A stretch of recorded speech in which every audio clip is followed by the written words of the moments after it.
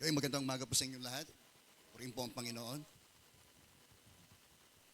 Muli tayo pong lahat ay tumayo. Buksan po natin ang ating dalang Biblia dito po sa sulat ni Pablo dito sa 1 Tesalonica, Kabanatang 4. Mula po talatang 13 hanggang sa sumusunod.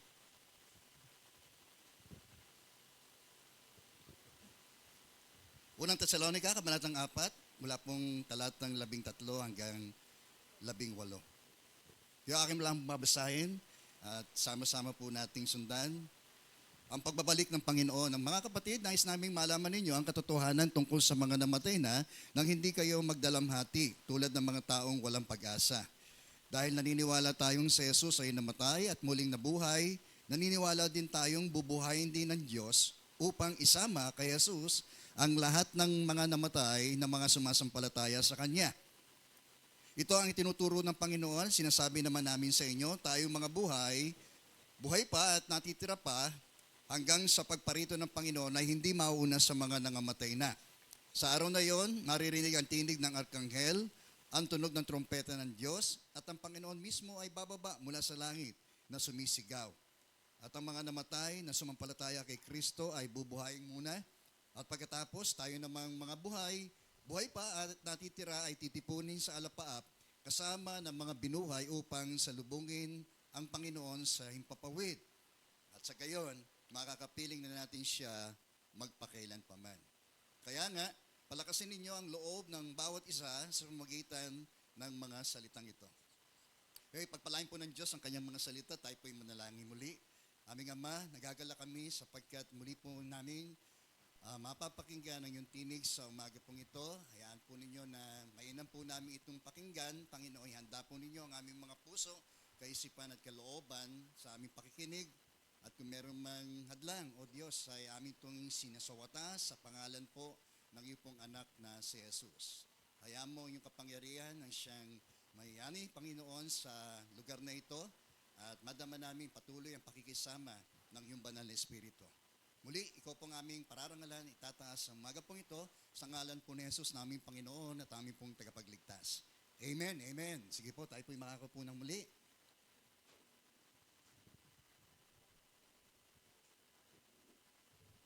So, itong sulat ni Paul dito sa mga mananampalataya sa Thessalonica ay ang layon po nito ay upang palakasin ang loob ng mga ito dahil sa pagsalungat, no, yung ng mga ilan sa mga Hudyo sa kanilang buong pananampalataya.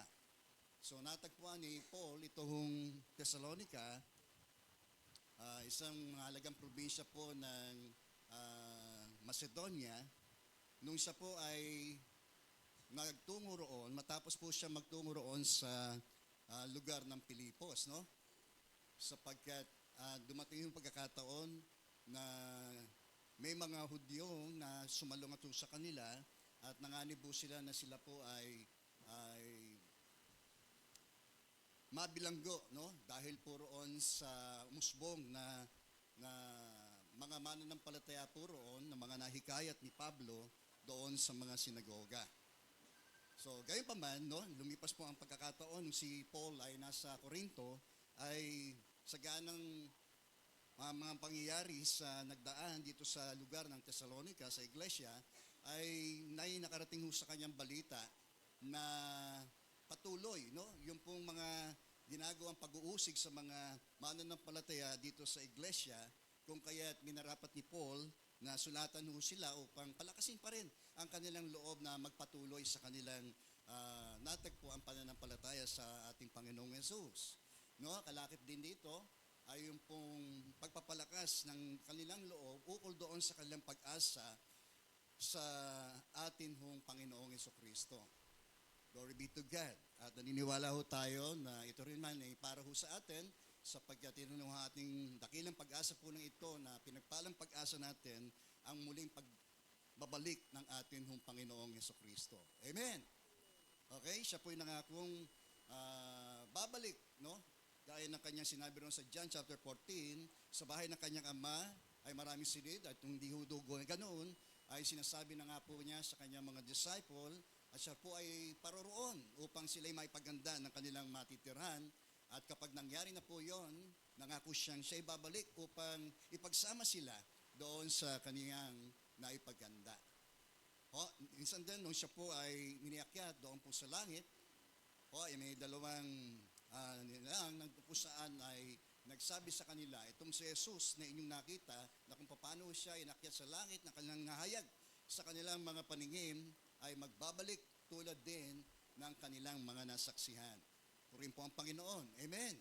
Yun ho ang ating lubos na pag-asa ho natin na si Kristo ay muling babalik. At alam ho natin na ang kanyang babalikan walang iba kundi ho tayo. Tayo ng mga sumampalataya po sa Kanya, tayo na napabilang sa katawan ng ating Panginoong sa Kristo na Kanyang iglesia, tayo ang tangi ho niyang babalikan. Titingnan natin sa mga nilalaman po nitong mga talata pong itong nabasa po natin. Nais ko pong magalitan na yung 5 mga pangunahing katotohanan patungkol sa mga nabubuhay at sa mga namatay. So, kaya nga ito ay para sa atin bilang mga mananampalataya ni Kristo. So, ang isang sa mahalagang katanungan po ng mga mananampalataya rito sa Thessalonica ay kung ano nga po ba ang nangyari doon sa kanilang mga mahal sa buhay na namayapa na. At gayon din, ang tanong na meron bang advantage yung mga nabubuhay sa kasalukuyan kaysa doon sa mga mananampalatayang nauna ng mga nangamatay. So ito yung musbong sa mga katanungan, tila parang misteryo sa kanila kung ano nga po ba marahil ang nangyayari sa kapag ang isang tao o isang mananampalataya ay namatay. So, isang misteryo na talagang patuloy pa rin sinasaliksik ng maraming tao, lalo na ang siyensya, patungkol sa misteryo ng kamatayan. At salamat sa Diyos sapagkat meron tayong Biblia na siyang naghahayag sa atin ng mga katotohanan na patungkol doon sa afterlife. Amen. Kahit nga si Jesus ay, nung siya po ay nagbigay ng talingaga tungkol doon sa mayaman at si Lazaro, nagbigay siya nung glimpse, so parang silip sa kabilang buhay. Amen, no? So salamat sapagkat sabi nga ni Paul dito, ay meron tayong kapahayagan, no? We have a revelation. We have God's truth. Sabi niyang ganon. At ito ang isang matibay ho natin mapanghawakan patungkol sa misteryo ng kamatayan, ng buhay at kamatayan, at yung tanong na kung meron bang buhay pagkatapos ng kamatayan. So itong Biblia ang siyang nagsasaad sa atin patungkol sa mahalagang mga katanungan po noon sa buhay. So alam natin na sinasabi rin ng Biblia, ang pinakaugat kung bakit namamatay ang tao ay dahil po sa kasalanan. May sinabi ng Diyos nung una sa unang tao na kanyang nilalang na makakain nyo anumang bunga sa halamanan liban doon sa puno na kayong bunga noon kapag inyong kinain, kayo may tiyak na mamamatay. At gayon nga ho, alam natin sa kasaysayan ang nangyari. Kaya pumasok ang kasalanan sa pamagitan ng isang tao, kaya yung dulot na kamatayan doon dahil sa kanyang pagkakasala ay minana ng sangkatauhan. Kaya bawat isisilang noong paman, mula sa unang tao, hanggang ngayon at sa mga darating pa, ay makakaranas nito pong sinasabi ng Biblia na kamatayan. Sa Bible, meron 3 uri ng kamatayan. Meron tayong tinatawag na physical death. At kaya tayo nangihina, nagkakasakit, at tuloy doon tayo patutungo sa kamatayang pisikal. Amen po ba? Hello? Okay? Kaya huwag niyong hayaan na bigyan tayo ng ganung kapananaw patungkol sa afterlife, no? Sapagkat ang buhay ng tao hindi naman natatapos sa buhay natin sa daigdig. So pangalawang uri ng kamatayan ay yung tinatawag nating spiritual death, no? O spiritual death. Kahit ang tao ay buhay sa pisikal dahil daw po sa kasalanan, ay patay siya sa espiritu. Kaya siya ay walang gana sa mga bagay ukol sa espiritu. Okay? So yung ginagawa ho natin, Ang Biblia ay spiritual ho yan, no? Kaya sa ganang ang taong patay sa espiritu, wala siyang gana patungkol sa mga bagay na espiritual. Kaya hindi ho tayo magtataka, gayon din naman ho tayo. No? Yung sinasabi rin ng Bible, dahil sa inyong pagsuway, sinunod nyo noon ang takbo ng sanlibutang ito, nagpailalim tayo sa prinsipe na naghahari sa sanlibutang ito na walang iba kundi Satanas. Tayo'y kabilang doon sa mga taong kinapopuotan po ng Diyos. Pero salamat sapagkat ayon doon sa Epeso, kabanatang 2, talata 5, tayo'y binuhay niya kay Kristo kahit daw po nung tayo po ay mga makasalanan pa. Kaya po rin po ang Panginoon. Yung pangatlong uri ng kamatayan ay yung pong tinatawag po nating eternal death. Binabanggit din dito sa Thessalonica 1:10 na kung saan ang tao ay kapag siya'y namatay sa pisikal at patay siya sa espiritu, mamamatay ho siya sa kawalang hanggang kamatayan. Ito'y walang hanggang pagkawalay sa Diyos at sa kanyang kaluwalhatian. Yung po ang tinutukoy na eternal separation o eternal death. Amen. So, yun ang landestin ng lahat ng taong makasalanan. Doon ho tayo, we are all hell-bound. No? Nung wala pa tayo kay Kristo, doon tayo tiyak na tutungo doon sa walang hanggang pagdurusa na ito, na kapag tayo'y namatay sa atin mga kasalanan, ay walang mintis na tayo po ay doon patutungo. Kaya isang magbigay sa atin ng kaaliwan sapagkat nung makilala natin si Kristo, gaya rin ang sinasabi ng kapahayagan ng salita ng Diyos, na yung mga nakipag-isa kay Kristo ay hindi na hinahatulang maparusahan. Purihin po ang Panginoon.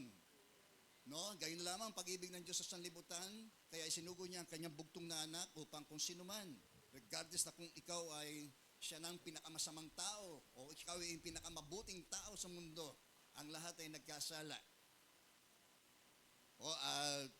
Dahil sa pananamalig natin, ay tayo raw po ay binikalooban ng buhay na walang hanggan. Hindi na raw hinahatulang maparusahan ang mga nakipag-isa sa ating Panginoong Jesucristo. So, yung kininiyak din, yung sulat ni Juan, na tayo na mga sumampalataya ay meron pong katiyakan ng kaligtasan.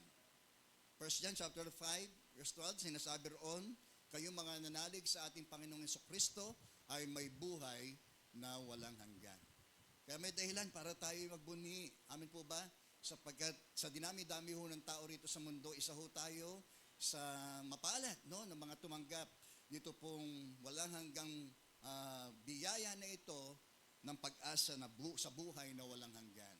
Palakpakan muna natin si Lord. Amen. Glory be to God.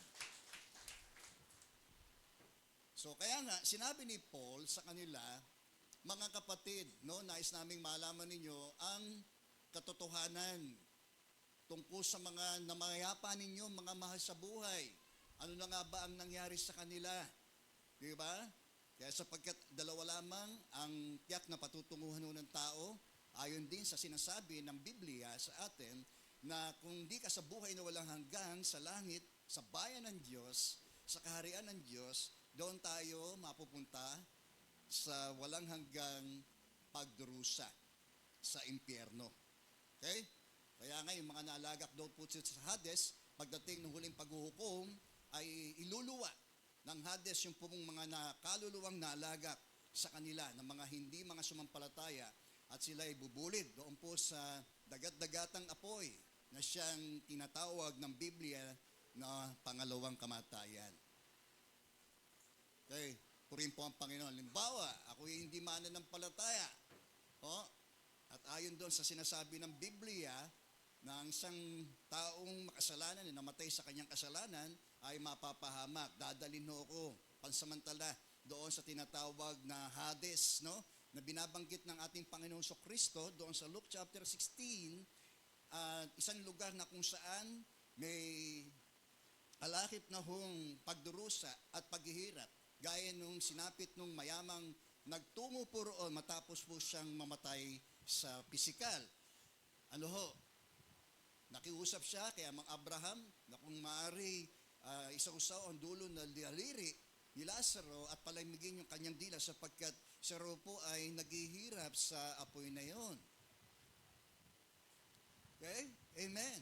So, yung kaluluwang nalagak po roon na napahamak ay iluluwa, no? Sabi sa Revelation, sa pahayag, na iluluwa ng Hades yung mga kaluluwang nalagak po roon upang ibulid doon sa tinatawag po nating lake of fire o dagat-dagatang apoy na siyang pangalawang kamatayan.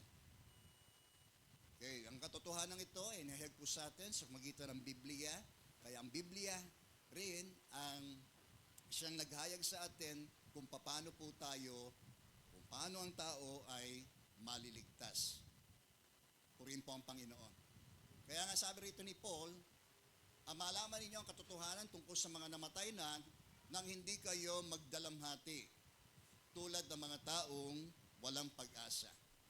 Kaya meron lamang dalawang grupo ng tao na nabubuhay sa mundong ito. Ano po? Yung mga taong may pag-asa at yung mga taong walang pag-asa.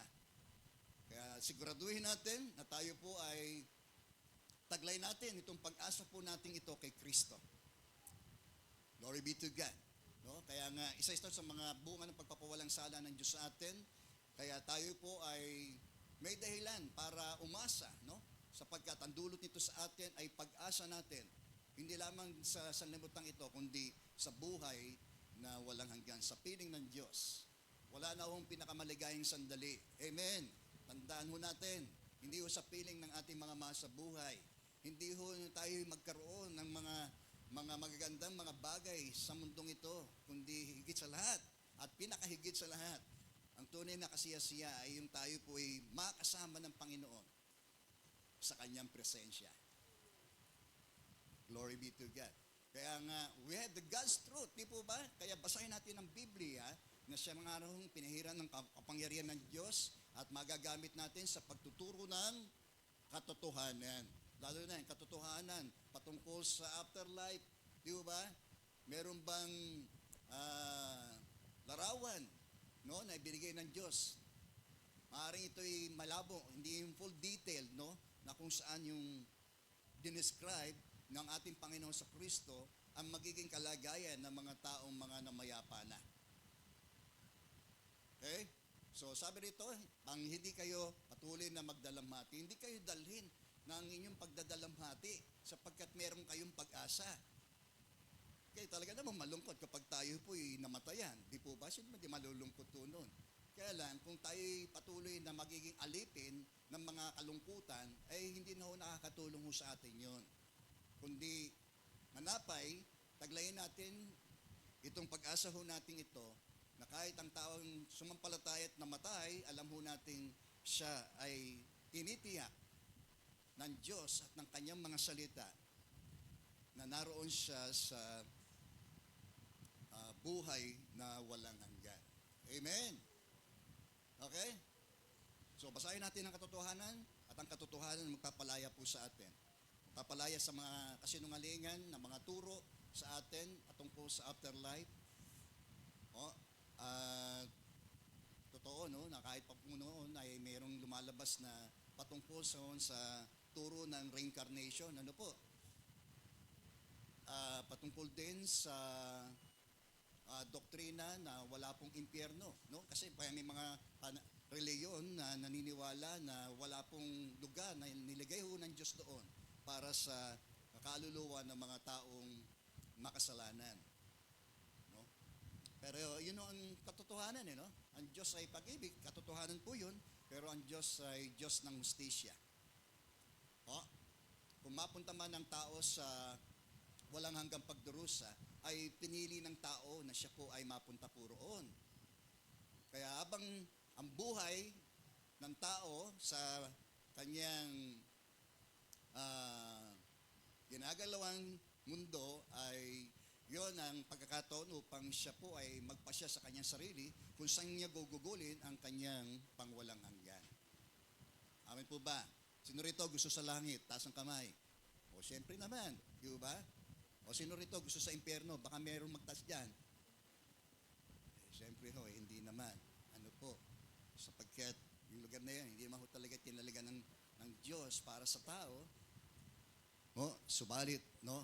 Kung bakit ang tao ay mapupunta ron, ay dahil sa kanyang personal na desisyon. No? Kaya nga sinabi niya, naparito siya para sa kanyang mga kababayan, pero siya po ay tinanggihan ng kanyang pong mga kababayan. Amen po ba ron? Amen. So next na pangunahing katotohanan patungkol sa nabubuhay at namatay ay yung pagbabalik ni Kristo. Amen. The central part of our hope, blessed hope, yung pong si Kristo ay babalik. Dahil naniniwala tayo na si Jesus ay namatay. No, isang maipakita ho natin, no, bilang mga mananampalataya, kahit hindi ho tayo na siya mga naging pangunahing saksi na nakita ho natin siyang namatay, subalit kahit yung pinaniniwalaan na tunay ngang ito ay nangyari at naganap.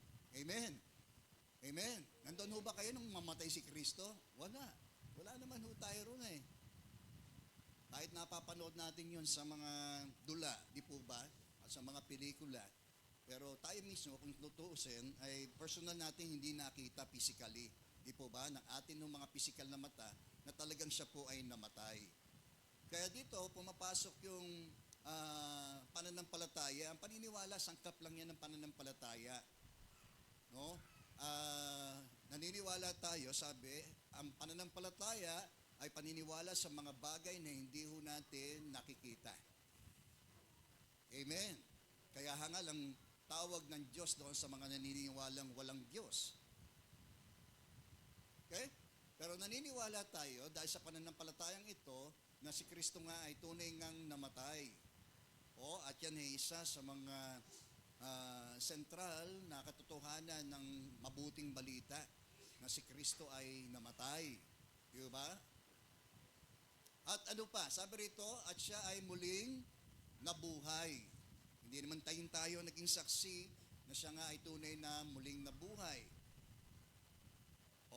Hindi tayo tulad ng mga unang mga alagad at ng kanyang mga naging apostol na nakasaksi mismo ng kanyang muling pagkabuhay mula sa mga patay.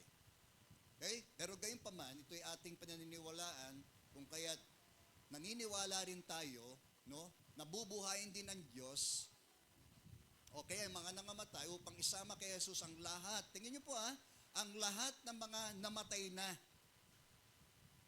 Okay, kabilang ba rito yung ating mga magulang na hindi mananampalataya? Hindi po. Ito'y tumutukoy lamang sa mga taong namayapa na mga mananampalataya. Amen po, andyan po kayo.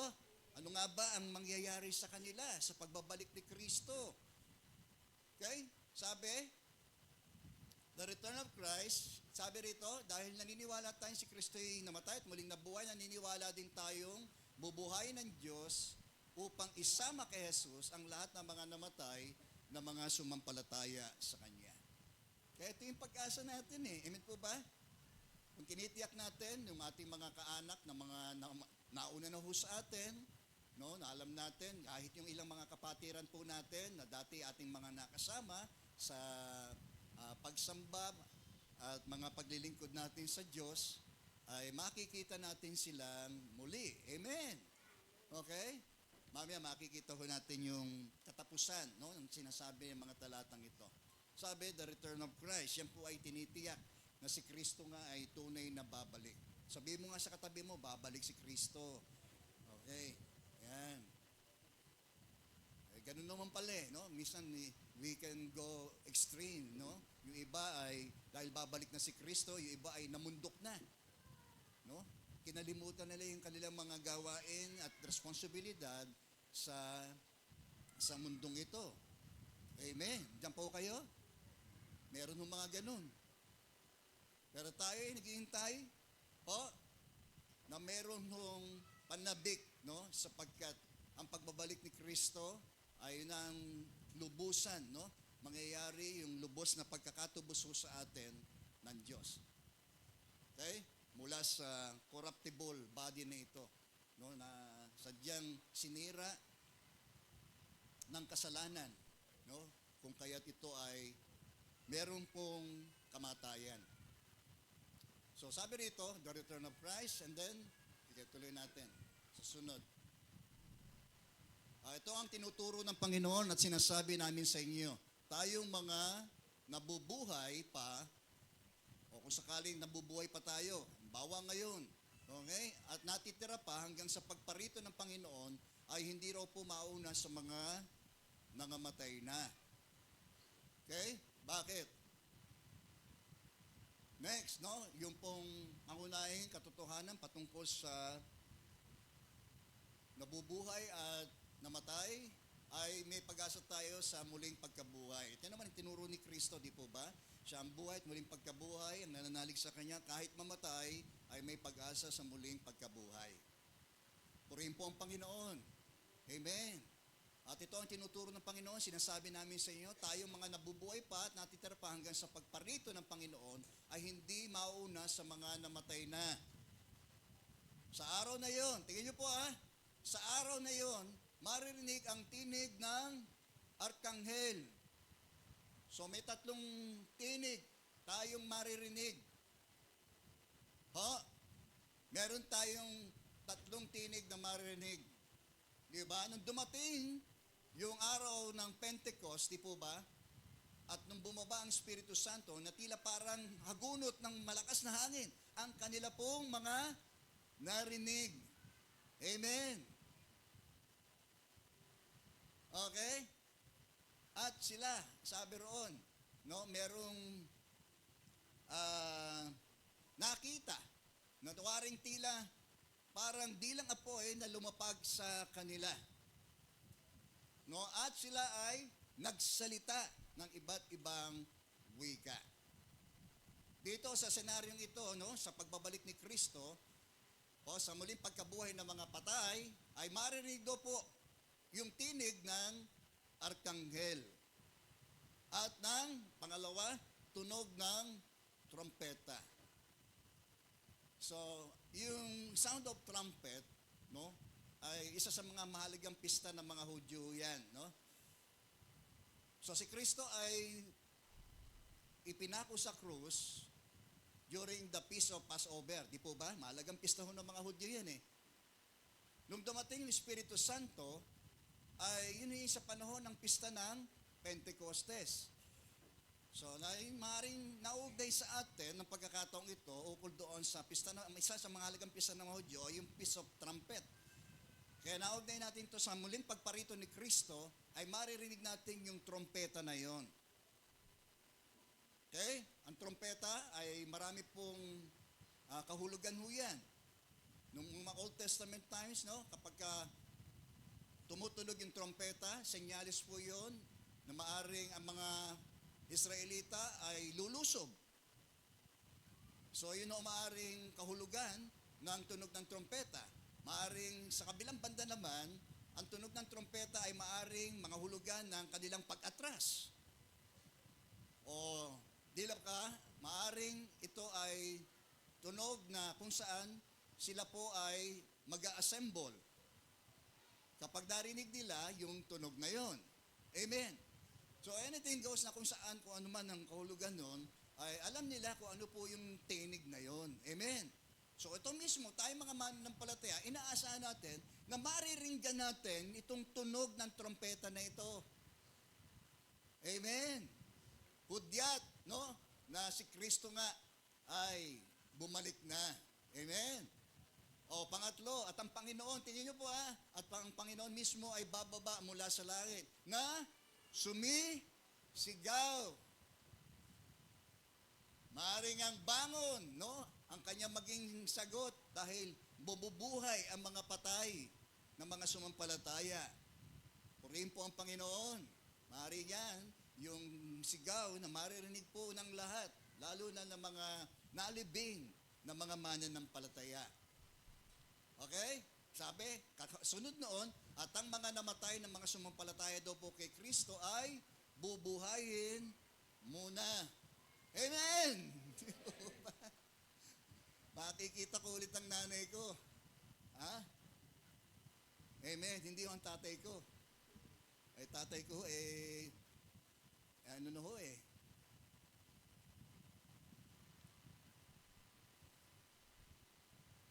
Glory be to God. Mayor na ho ng impyerno eh.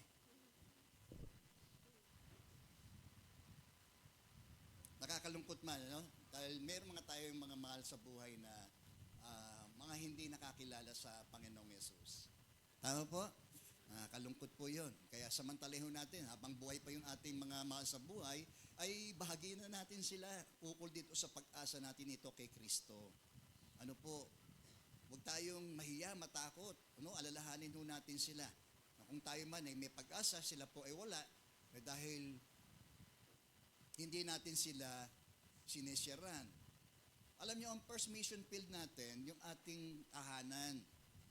Alam niyo po ba yon? Ang layunin ng Diyos kung bakit tayo tinawag, ukol dito sa ating kapanin ito magmisyon sa atin mga pamilya. And that's the first mission field po natin.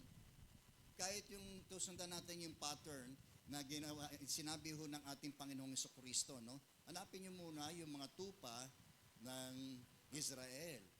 Amen po ba? Kaya kayo magiging mga saksi ko saan? Sa Jerusalem. Di po ba? Doon nag-start eh. Amen po ba? Sa sambahayan ng Israel. Sa Judea. No? Sa Samaria. Hanggang sa dulo ng daigdig. Amen. So, tingnan ho natin, no? Mula na rin sa atin ng mga naging mananampalataya ni Kristo, tayo po yan ho ang unang lugar ng atin hong pagmimisyonan. Okay? At kung meron mang araw, sandali na dapat po nating gawin yon, ngayon na ho yun. Kayo huwag maging piping saksi ni Kristo, lalo na sa ating mga mahal sa buhay. Gusto nyo bang ang inyong mga mahal sa buhay ay mapunta rin sa langit? Siyempre naman. Gaano yung siramba natin sila? Okay? Kahit magalit sila. Diba? Ang mahalaga, share natin sa kanila. At patuloy ho natin sila ipanalangin. Amen po. Okay? At mga namatay na sumampalataya kay Kristo ay bubuhayin muna. So, yun muna. Okay? The dead will rise, no? The dead in Christ will rise first. Christian dead will rise. Okay? Next is the rapture. Amen. The rapture of the saints, di ba? Yun ho yung pagdagit na tinutukoy. Ang rapture po, ang salita ay wala po sa Biblia. Pero po yung makikita natin, yung kapahayagan nito ng pagdagit na ito, ibig sabihin to caught up, no? Sa isang sandali, sa isang kisap mata. Di ba? Ganun kabilis. Bababa ang Panginoon, bubuhay muna yung mga namatay kay Kristo, pagkatapos daw po, tayo mga buhay pa. Tingnan niyo po Pagkatapos, nakatuon ito doon sa mga nabubuhay pa, na mananampalataya. Pagkatapos daw, tayo mga buhay pa na mga natitira, ay gagawin? Titipunin doon sa alapaap, the first heaven. Amen. Alapaap, kalawakan, at yung pong tinatawag natin, ikatlong langit, doon sa luklukan ng ating kataas-taasang Diyos. Na kung saan nagkaroon si Paul ng pangitain na siya po ay dinala doon sa ikatlong langit na iyon. So sabi, ang pagtitipon na ito ay doon sa alapaap, mula doon sa mga binuhay na mga mananampalataya, okay? Tapos, tayong mga buhay pa. Kaya may mga makakaranas ng may mga mananampalataya hindi makakaranas ng tinatawag nating physical death. Gusto ba natin yon? Pwede rin. Hindi po ba? O gusto nyo patayin na tayo? Kasi tayo yung mauuna eh. Yan ang priority. Nabubuhayin muna muli. Amen. Kasi yung ating katawan na ito ay kailangan mapalitan, no? Ng incorruptible body. Okay? Nandiyan po kayo? Tayo po'y binubuo ng tatlong bahagi ng ating pagkatao. Meron tayong katawan. Amen po ba? Tingnan nga yung katabi nyo, may katawan pa ba siya? Kahit anong payat niyan o lusog niyan, may katawan siya. Amen po ba?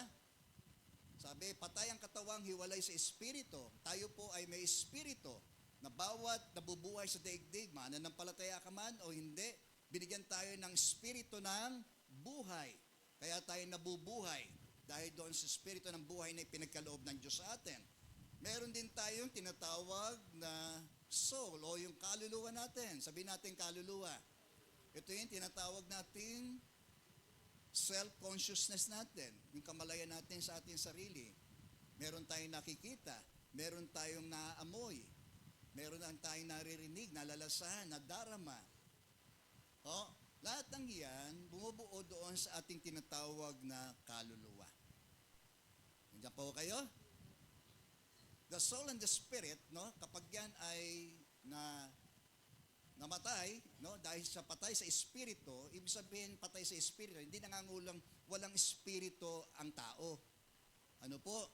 Ang ini-issue roon, yung spiritual na ugnayan ng tao sa Diyos, patay. Yun ho yung sinasabing spiritual na kamatayan. Diyan po kayo? Okay? Sa ilang paglilinaw lamang po, no? Patungkol sa ating pagkatao. Pag tayo namatay na hindi tayo mananampalataya, ang ating katawan, ililibing. Yamang doon po tayo galing, abo sa abo, alabok sa alabok. Yamang doon tayo galing, doon din tayo babalik. Sige ho, amuyin nyo yung sarili nyo. Amuyin nyo. Amuyin nyo lang. Amoy. Amoy. Amoy lupa. Okay? Amen. So yung kaluluwa at spirito ng tao, kapag siya ay namatay sa kanyang kasalanan, ay dadalhin siya, ilalagak siya doon sa Hades na tinutukoy ng Biblia na temporary na lugar, pansamantalang lugar na paglalagakan ng mga kaluluwang napahamak dahil sa kanilang mga kasalanan. Amen. Amen. Okay? Pero, sa dako naman, sa kabilang banda, yung dako ng kaaliwan naman, sa buhay na walang hanggan, nakakapiling naman natin, hindi na ho si Abraham, kundi siya mismo ang ating Panginoong Jesucristo. Okay? Amen. Kaya yung mga espiritong dinala ni Kristo nung siya'y muling nabuhay, iniakyat niya, no? Itong mga nalagak doon during the Old Testament times, na mga mananampalatayang naligtas. Amen. Dahil sa kanilang pananampalataya pa rin. Si Abraham lamang ay kinatawan ng Diyos dahil siya ang ama ng pananampalataya. Kaya ang may mga pananampalataya sa Diyos, noong paman, una, ay inaaring matuwid at merong pag-asa sa buhay na walang hanggan. The same naman no? Although yung object ng pagliligtas ng Diyos ay sa pamagitan ng ating Panginoong Jesucristo. Kaya nga, kung sino man ang nanampalataya kay Kristo, naging bahagi ng lahi po ni Abraham, kabilang sa mga pinangakuan. Amen, no? Pangako ng buhay na walang hanggan. Amen po ba? Yan, titipunin sa alapaap kasama ng mga binuhay upang salubungin ng Panginoon sa himpapawid. Sa gayon, anong mangyayari? Makakapiling na rin po natin siya magpakailan paman. Amen. Living believers caught up. Yan do. Gaano kabilis? Sabi, sa isang kisap mata, ganun kabilis tayo kukunin. No? Sinasabi ni Kristo, darating siya na parang magnanakaw. At alam natin na magnanakaw, kukunin lamang niya yung the very precious thing at meron siyang hindi makukuha. Amen po ba? Amen po ba? Okay.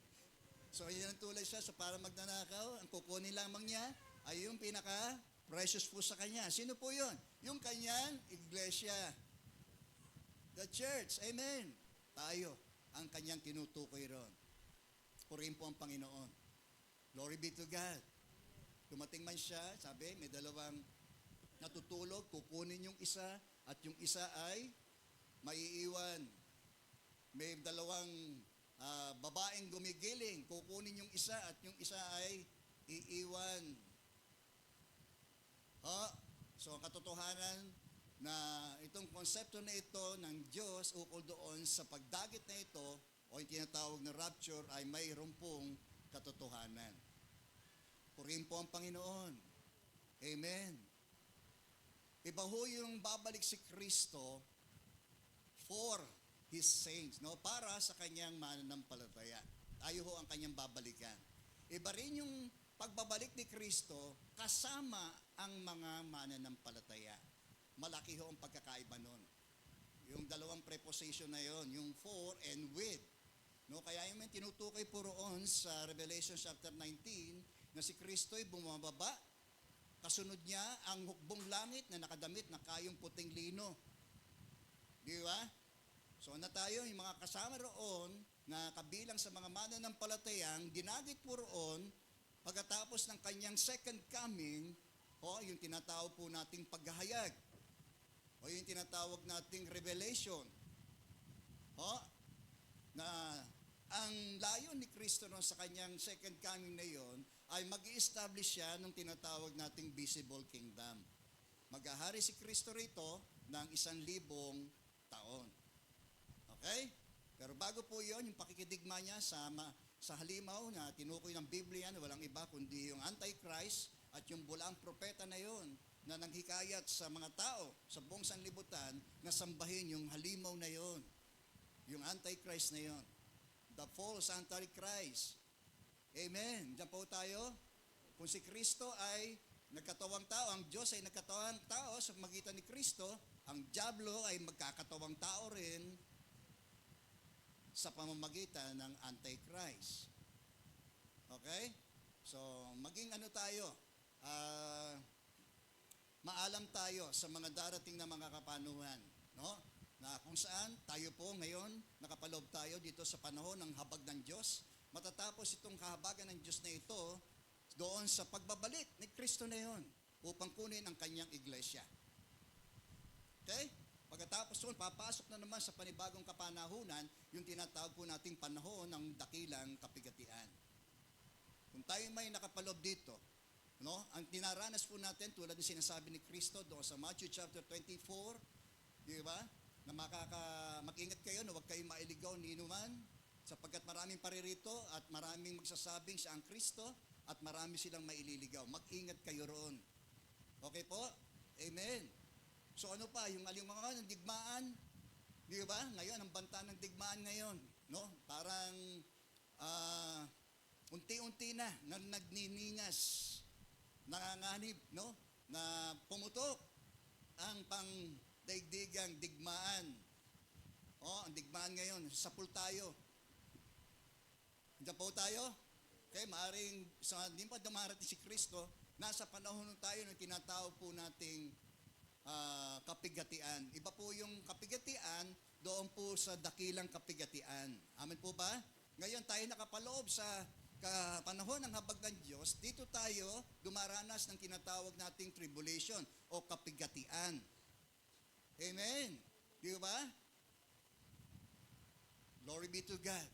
So, sa ganang atin, maging maalam mo tayo nang hindi sa tayo maging ignorante sa tunay na mangyayari sa atin sa kasalukuyan at yung mangyayaring kaganapan sa atin at tungkol sa pag-asa po natin ito kay Kristo tungkol sa kanyang pagparito. Okay? At yung katapusan, no, ng panahong ito. Okay? Next, Aberon. Okay, number 5 ay yung reunion. Christians forever with the Lord. Amen. Kay sarap, no? Wala namang kasiyasiyang pangyayari sa buhay natin bilang mananampalataya, yung makasama natin ng Panginoon sa magpakailanpaman.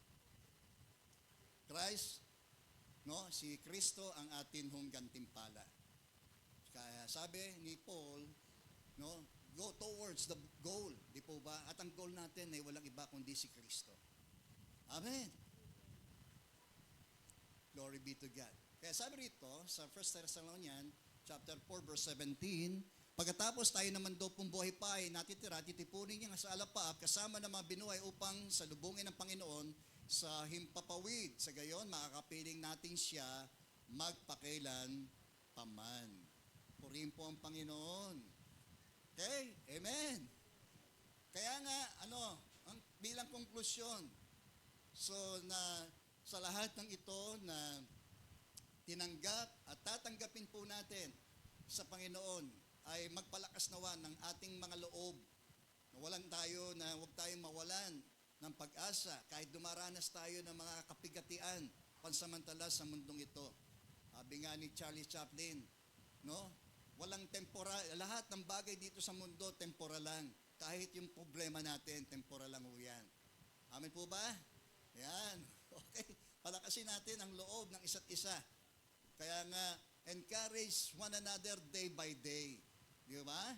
Huwag nating kaligtaan yung mga pagtitipon sapagkat sa pamagitan nito, tayo po ay nakapagpapalakasan sa isa't isa. Lalo na ro po na alam natin nalalapit na ang pagdating ng ating Panginoong Jesucristo.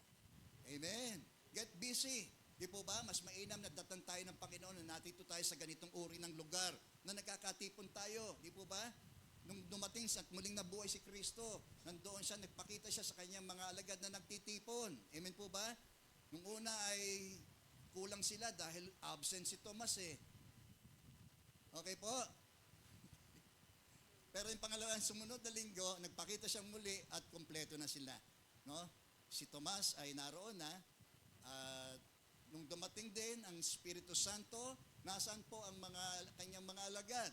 Nandoon sa isang lugar na sila ay nagkakatipon. Purihin po ang Panginoon. Amen. So, yung mga greatest events, no, ay mangyayari, maaaring sa panahon na tayo po ay mga nagsisipagtipon, nagpupuri, sumasamba sa Diyos, nawa mangyari ang kalooban ng Panginoon. Kaya palakasin natin ang loob ng isa't isa, bawat isa sa atin, sa pamagitan daw po ng mga salitang ito. O anong klaseng reunion ito? It will be a glorious meeting. Amen. Isang maluwalhating pagkikita. Diba? Yan, ngumiti naman tayo. Para ba daw nga, napakalungkot natin. Parang ayaw nyo pang bumalik si Kristo. Eh, pastor, wag mo na siyang dumating. Hindi pa natutupad yung pangarap ko. Oh, okay? Amen po ba? Nawa ay matagpuan ho tayo ng Panginoon sapagkat ito ang isang dakilang pangako po niya, no? Na ang pagkikitang ito ay isang maluwalhating pagkikita. Kasi babaguhin tayo sa isang kisap mata, babaguhin tayo. Diba? Itong katawang ito, papalitan ng isang maluwalhating katawan para ito'y umangkop doon sa kaharian ng Diyos. Corrupt to Di po ba? Namamatay, di ba? May katawang panlupa, may katawang panlangit. Pangit, nabubulok, namamatay. Papalitan ng Diyos ng isang katawan, hindi na nabubulok at namamatay. Amen. Kaya nga sa Romans chapter 8, no, sinabi rin pagtitiis natin sa buhay na ito sa mundo pansamantala ay hindi maikukumpara doon sa kaluwalhatiang sa atin. Okay? Kaya nga glorious meeting No? Napalitan na ang lahat sa ating kabuuan. Ito yung tinatawag po nating total redemption. Yung kabuuan katubusan ng Diyos sa atin. Okay? And it will be an everlasting meeting sa kawalang hanggang pagkikita. Purihin po ang Panginoon. Wala na ho siguro talagang napakasaya sandali na yun. Yung mismo si Jesus ay atin hong makasama, makasalo. Tayo, nag-ano tayo ng banal na hapunan. Pero darating ang sandali, siya mismo ay atin hong makakasalo. Purihin po ang Panginoon. Ano pa? And a time of reckoning. Sabi sa 2 Corinthians chapter 5 verse 10, sapagkat lahat tayo harap sa hukuman ni Kristo at tatanggap ng mga nararapat ayon sa ating mga ginawa, mabuti man o masama, nung tayo daw po ay nabubuhay pa sa katawang ito. Kaya samantalayin natin yung pagkakataon habang tayo may lakas. Amen po ba? Kaya nung inawit ng mga kababaihan, kailan pa ibibigay ang buhay mo't lakas sa Kanya na nagbigay sa iyo ng buhay na wagas. Ang pangalan niyang banal, kailang itatanghal kung wala ng pagkakataon. Kaya habang binibigyan tayo ng pagkakataon ng Diyos, samantalahin natin yon. Na maglingkod tayo sa Kanya, no? Sapagkat hindi mawawalan ng kabuluhan ang lahat ng ating pong mga ginagawa para sa Kanya. Mamuhay tayo ng tapat, Mamuhay tayo na may kabanalan, make a difference in this world. Amen po ba? Habang naghihintay ho tayo sa kanyang muling pagparito. Magplano ka na para bagang napakatagal pa niyang darating. Pero gumawa tayo na para bagang darating siya ngayon. Okay po? Yan. Gumawa tayo na para bagang darating siya ngayon. Okay? Kung may nagtatrabaho, yung pang-araw-araw nating mga gawain, huwag mawaglit sa atin. Anytime, anywhere, nasaan tayo, ay maaring tayo kunin na ng Panginoon. Di ba? May dalawang babaeng gumigiling, kukunin yung isa, at yung isa ay maiiwan. May dalawang nagbubukid, nagsasaka, kukunin yung isa, at yung isa ay maiiwan. Nawa, hindi tayo maiwan. Sabihin mo nga sa katabi mo, huwag kang maiiwan, ha? Maiiwan ka. Sama-sama po tayo. Amen! Amen. Palakpakan natin ang Panginoon. Glory be to God. So, sabi niyan, no? Death is the great separator. Ang kamatayan ay dakilang tagapaghiwalay. Ngunit si Kristo ang dakilang tagapagpanauli. Amen. Okay? Tagapagpanumbalik. Reconciler. Yan. So, tandaan natin, yung katotohanan niyan patungkol sa kamatayan at sa buhay na naki Kristo. Sapagkat si Kristo ang daan, ang katotohanan, at ang buhay. Regards sa conclusion natin yan ay nawa ay maging matalino tayo sa pagpili po natin. No? Saan natin gugugulin ang ating pangwalang hanggan kung wala tayo kay Kristo? Kaya mas piliin natin, maging matalino tayo sa ating pagpili sa mga oras na ito. Okay? Ikaw, kaibigan, maaari ito yung sandali na kung saan hindi mo alam ang iyong patutungo kapag kinuha ng Diyos ang iyong buhay. Yun ang tinitiyak sa atin ng Biblia, na ang lahat ng mga nangamatay sa kanilang mga kasalanan ay sa walang hanggang pagdurusa. Subalit, ang lahat naman ng mga sasampalataya sa ating Panginoong Yesus ay tinitiyak naman ho tayo na meron tayong buhay na walang hanggan. Kung yan ang nais natin, ikaw, kaibigan, kung hindi mo tiyak ang iyong sarili, pag kinuha ng Diyos ang iyong buhay, hindi mo tiyak kung saan ka pupunta, ito ang tinitiyak sa atin ng Diyos sa iyo. Okay po? Lahat tayo pumikit. Sige po. Ako po'y mananalangin. Sundan niyo po ang iyong panalangin ito na manaway maging taos sa inyong puso. At sabihin ho natin, Panginoong Yesus, lumalapit po ako sa iyo. Akin pong kinikilala na ako po isang makasalanan. Pinagsisisihan ko po ang lahat ng aking mga nagawang pagkakasala. Patawarin mo po ako, Panginoon. Panginoong Yesus, nananalig ako na ikaw ay namatay upang ang aking mga kasalanan ay mapawalang sala. Mabayaran, Panginoon. Nananalig din ako, Panginoon, na ikaw ay muling nabuhay mula sa mga patay upang ako'y magkaroon ng pag-asa sa buhay na walang hanggan. Tinatanggap kita, Panginoon, sa aking puso bilang aking tagapagligtas. Panginoon, ang aking buhay simula ngayon, Panginoon. Isinusuko ko pong lubusan ang buhay ko po sa iyo, Panginoon. Baguhin mo po ako, Panginoon. Pagalingin mo po ako, Panginoon. Palakasin mo po ako, Panginoon. At gamitin po ninyo ang aking buhay para sa iyong kaharian. Marami pong salamat na ang sino mang sumampalataya sa iyo ay yun ang iniligtas. Yun ang pinaging ganap, Panginoon. Salamat po sa pangalan ni Jesus. Aming Ama, salamat sa pagkakataon na kami ay makadulog sa trono ng iyong habag, Panginoon.